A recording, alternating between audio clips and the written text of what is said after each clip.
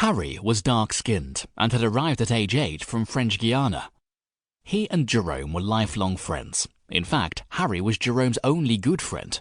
They were both good at sport, but Harry, being much more thick-set and bigger, had excelled at rugby and boxing, whereas Jerome loved swimming and soccer.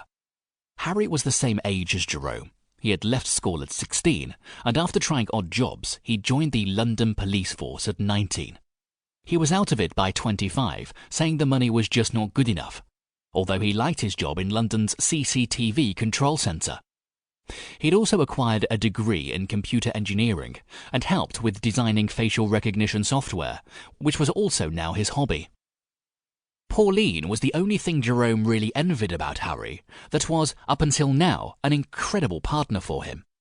She was 28, American, came from Louisiana, and had a tough upbringing. She had a great sense of humour and terrific attitude towards life. He always looked forward to seeing both of them. Pauline joked she was as black as the ace of spades, which she was. Lovely looking, but not in the conventional sense.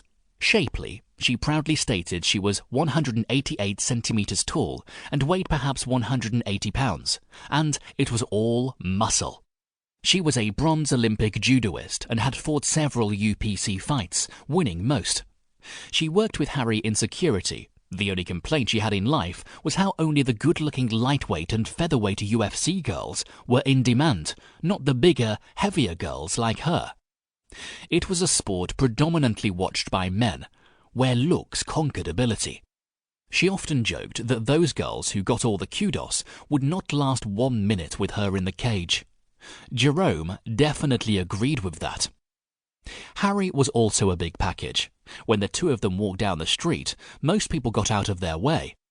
If looks could kill, the pair certainly would be killers, except they were both friendly, fun, and exceptionally good people who would do anything for a friend. Over the years, their friendship had just grown. Jerome trusted Harry completely, and vice versa. That included Pauline as well.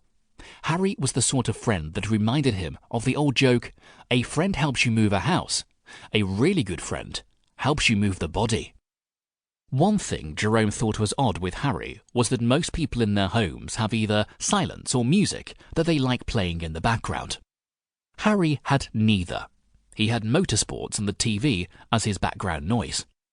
When queried about this, Harry just said he loved motorsport and the sound and need for speed the cars and motorbikes made. Everyone to their own, Jerome thought. Harry had also established many connections over the years, and some were very shady. He had mentioned to Jerome in the past that he could obtain a passport for anyone for $5,000. However, he would only do it if he knew the reason why they needed it, and it was for a reason he agreed with. Cash only, of course.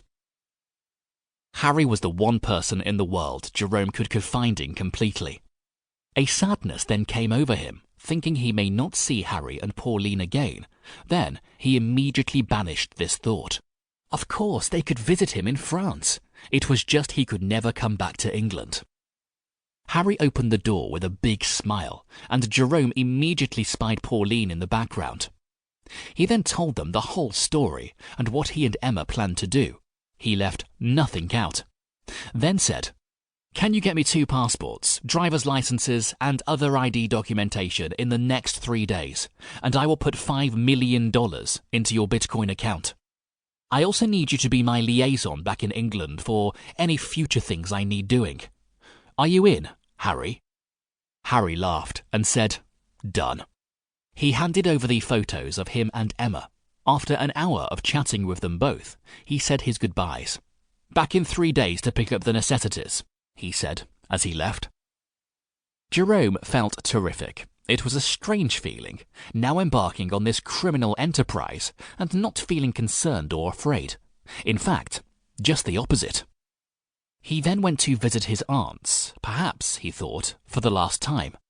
Aunt Ruby was pretty bad with dementia, but Aunt Doris was much worse, even though she was younger.